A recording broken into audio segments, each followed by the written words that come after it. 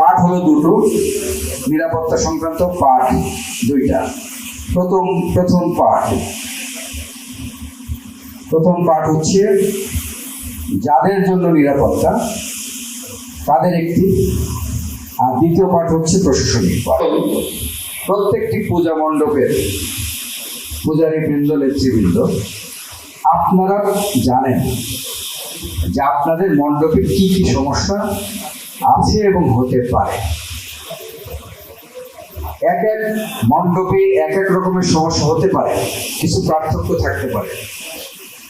আজকে সকলে কাগজ কলম কি কি প্রয়োজন, সেই প্রয়োজন কি কি আছে, সেই সমস্যা সমাধানের জন্য আপনার কাছে কি উপকরণ আছে আর কি দরকার, তারপরে সমস্যাটা সমাধান হবে।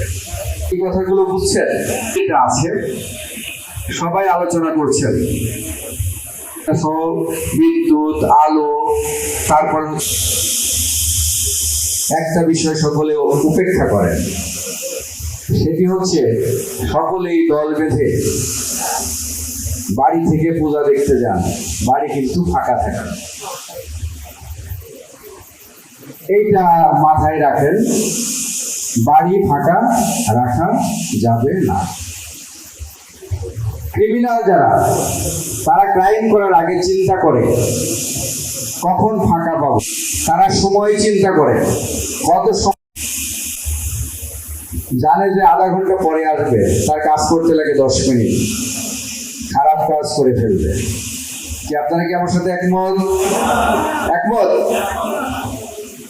এইটা মাথায় রাখেন। সমাজটুকু নিয়ে আগে চিন্তা করেন।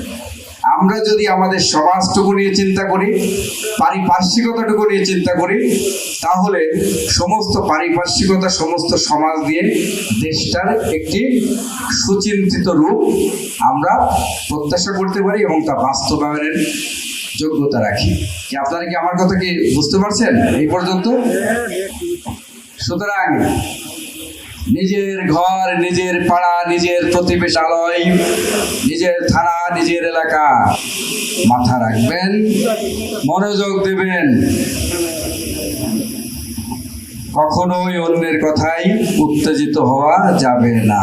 রাগ, মান কন্ট্রোল করবেন, অভিমান কন্ট্রোল করবেন। আপনারা কি আমার সাথে একমত? সৃষ্টির প্রতি ভালোবাসা দেখাবেন। স্বামী বিবেকানন্দের ভাষা করে যেইজন সেইজন সেবিচেশ্বর। মানুষ জাতি একই স্তন্যে লালিত মোরা, একই রবি শশী মোদের সাথী, সত্যেন্দ্রনাথ দত্তের কবিতায়। কিন্তু বাস্তবতা তো তাই নাকি?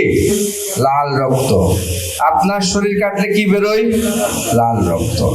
কত সিমিলারিটি, কত প্রকৃতিগতভাবে আমাদের মধ্যে বোঝাপড়ার জন্য সৃষ্টিকর্তা উপকরণ দিয়েছেন। আমরা সেসব উপকরণের দিকে কখনোই চোখ দিই না, দৃষ্টি দিই না। যেহেতু আপনাদের এলাকায় আমি নতুন এসেছি, মাত্র পরিচয় অনেকের সাথে হয়েছে, দিয়ে একটা আইডি কার্ড যাকে আইডেন্টিফাই করা যায়। অবশ্যই এটা টার্ন বাই টার্ন, হয়তো 2 ঘন্টা, অবশ্যই আপনাদের প্রতিটা মণ্ডপ থেকে যেন এটা যেন নিশ্চিত করা হয়। এটা আমার নিবেদন। আর আমার পক্ষ থেকে আরো একটা নিবেদন, সদস্য সাহেব বললেন, এটা কিন্তু খুব একটা দামের বিষয় না। এই জিনিসটা আমাদের নিশ্চিত করতে হবে 100%। যদি কেউ না পারেন কোনো মণ্ডপে, এই আমাদেরকে বলবে, কোনোভাবেই এটা আমরা নিশ্চিত করবো। 68টা মণ্ডপ হবে, এটা প্রত্যেক সিসি ক্যামেরা থাকবে এবং সংক্ষেপে আলোচনা করব। নাম্বার 1 যেটা হচ্ছে জেলার সিদ্ধান্ত। পূজা উদযাপনের জন্য আপনাদের জেলার একটা সিদ্ধান্ত দেওয়া হয়েছে জেলা থেকে, এবং আপনাদের মধ্যে অনেকেই হয়তো বা গত 18 তারিখে যে ইউনো অফিসে যে কনফারেন্সটা হয়েছিল সেখানে উপস্থিত ছিলেন, যেখানে ইউনো মহোদয় এই জেলার সিদ্ধান্তগুলো আপনাদের সামনে পড়ে শুনিয়েছিলেন।